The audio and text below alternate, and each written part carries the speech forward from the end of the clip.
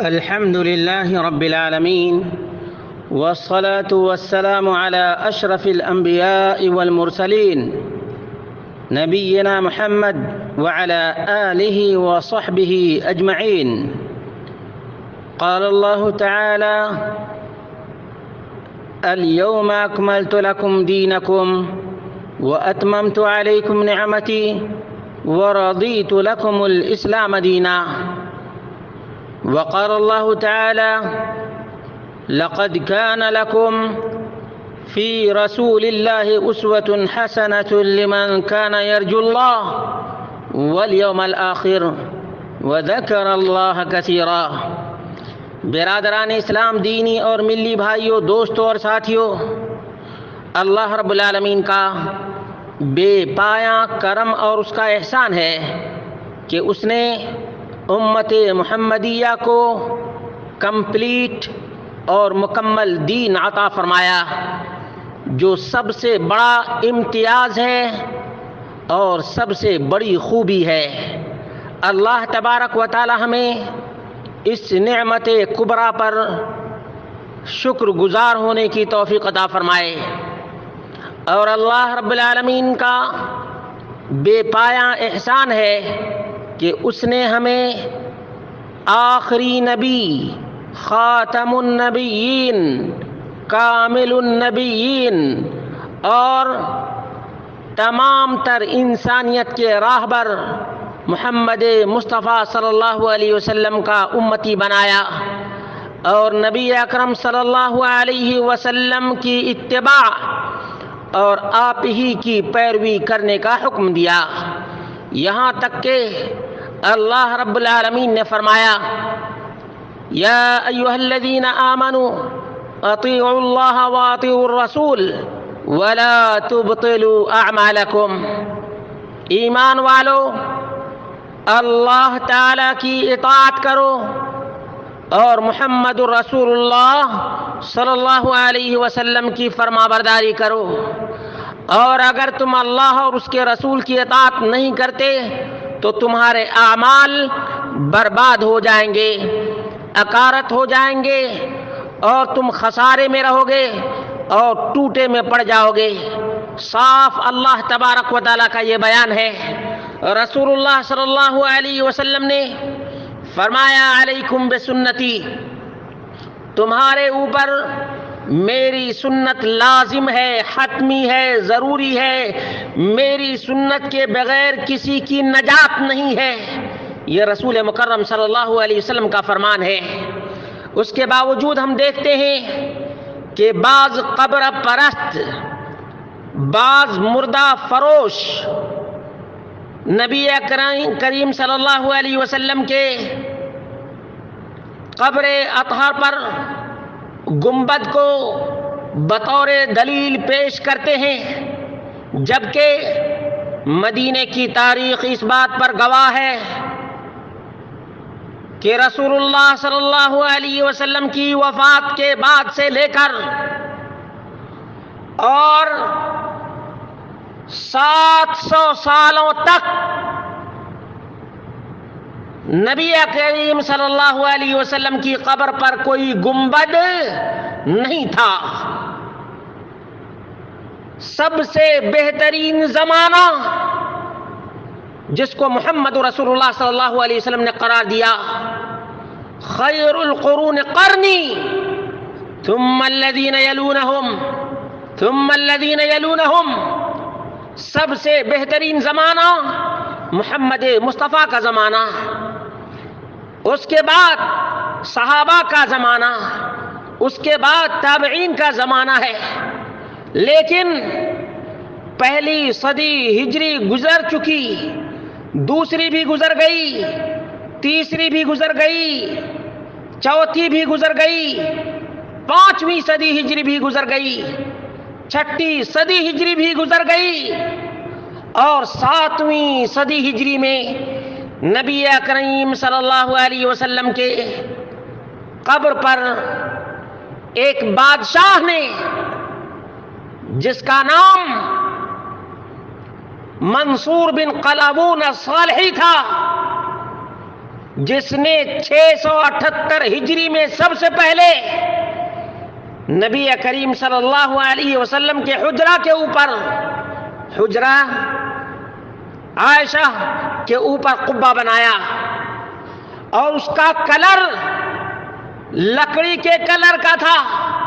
اس کا کلر کیسا تھا؟ لکڑی کا جیسا کلر تھا۔ یہ 7ویں صدی ہجری میں قبے کا کلر لکڑی کے کلر کا تھا۔ اس کے بعد دوسرا بادشاہ آیا، اس نے سفید رنگ کا قبہ بنایا۔ پھر تیسرا بادشاہ آیا، اس نے نیلے رنگ کا قبہ بنایا، نیلے رنگ کا قبہ بنایا۔ یاد رکھنا، یہ کوئی دلیلی چیز نہیں ہے، یہ دولی چیز ہے۔ مصر کے بادشاہ نے یہ کیا تھا، مدینے کے کسی نے نہیں کیا، نہ مکہ کے کسی نے یہ گنبد بنایا، بلکہ مصر کا خرافی جس نے یہود و نصارہ کے گرجا گھروں کو دیکھ کر نبی کریم صلی اللہ علیہ وسلم کی قبر اطہر کے اوپر گنبد بنایا، لکڑی کے کلر کا، سفید کلر کا اور پھر نیلے کلر کا۔ اس طرح سے اس کی تاریخ فصول من تاریخ المدینہ المنورہ لعلی حافظ صفحہ نمبر 127 اور 128 پر مذکور ہے۔ اس کے بعد پھر سے ناصر حسن بن محمد قلاوون نے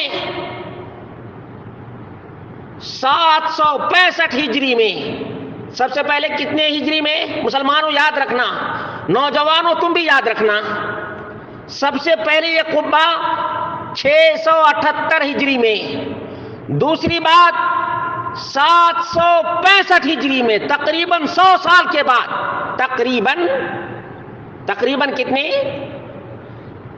13 سال نکال دو، تقریباً 87 سال کے بعد پھر سے ناصر حسن بن محمد قلاوون نے اس کو چونا گچ کروایا، بنوایا، اور سلطان قائتبائی نے 881 ہجری میں سہبارہ، یہ تیسری بار اس کو بنایا، اور 886 ہجری میں جب مسجد نبوی میں آگ لگ گئی تھی، مسجد نبوی میں وقد احترقت المقصورہ والقبہ فی حریق المسجد النبوی سنت 86 و 800 من الہجرہ۔ اور اسی طرح سے سلطان قائتبائی 887 ہجری میں سہبارہ اس قبے کو بنایا گیا۔ سلطان قائتبائی نے بحد میں اعالیہ، امر سلطان قائتبائی بحد میں اعالیہ، اوپر کے حصے کو اٹھانے کا حکم دیا۔ وعیدت محکمۃ البناء بالجبس الابیض، سلطان قائتبائی کے زمانے میں اس کو سفید جبس کے ذریعے سے بنایا گیا۔ فتمت محکمتاً متقنتاً سنت 92 و 800 من الہجرہ، 892 ہجری میں اس کی تکمیل ہوئی۔ 892 ہجری تک قبہ کا رنگ کیسا تھا؟ سفید تھا۔ پہلے کیسا تھا؟ لکڑی کے کلر کا تھا۔ اور یاد رکھو تم 1253 ہجری میں سلطان عبدالحمید العثمانی ترکی نے حکم دیا کہ قبہ کا کلر ہرا کر دیا جائے۔ وفی سنت 53 و1200 من الهجرة صدر أمر سلطان عبد الحميد العثماني بصبغ القبة المذكورة باللون الأخضر. دیکھو تم پوری تاریخ، وهو أول من صبغ القبة بالأخضر. سلطان عبد الحمید العثمانی یہی وہ پہلا شخص ہے جس نے قبہ کو خضرا بنایا. ثم لم يزل يجدد بصبغها بالأخضر كلما احتاجت لذلك إلى يومنا هذا. اور قبہ خضرا کیوں کہا گیا؟ کیونکہ اس کا رنگ ترکی عثمانی بادشاہ عبد الحمید نے ہرا رکھا تھا، اور پہلے اس کو بیضا کہا جاتا تھا، فیحا کہا جاتا تھا، زرقا کہا جاتا تھا. دیکھو اس کی تاریخ، دیکھو یہ بادشاہوں کے کیے ہوئے کام ہیں. نہ نبی نے کیا ہے، نہ صحابہ نے کیا ہے، نہ عشرہ مبشرہ نے کیا ہے، اور نہ تابعین نے کیا ہے، نہ تبع تابعین نے کیا ہے، اور نہ ائمہ اربعہ نے کیا ہے. نہ امام ابو حنیفہ نے اس کو برداشت کیا، نہ امام مالک نے کیا، اور نہ امام شافعی نے کیا، اور نہ امام احمد بن حنبل نے کیا، بلکہ بادشاہوں نے یہ کام کیا ہے. بادشاہوں کی سنت تمہیں مبارک ہو، قبر کے پجاریوں.